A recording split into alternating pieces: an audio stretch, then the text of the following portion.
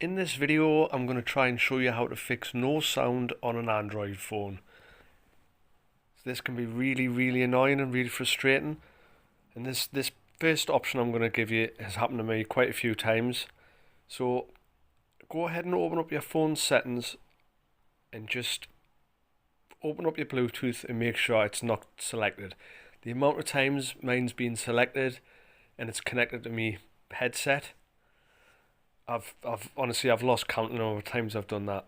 So make sure the Bluetooth is toggled off. Go back into settings and go down to sound and vibration, where it says vibrate for incoming calls. Make sure that is enabled. There's nothing silent selected, and make sure all your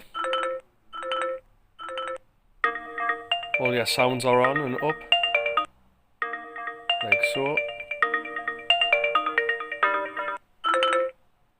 And then the next one to do is come out of there and just double check your buttons, your volume buttons on the side. Click the dots to make sure the sliders are up nice and high, or as high as you want them. And the fourth option, if none of those have worked, is press and hold the power button on the side of your phone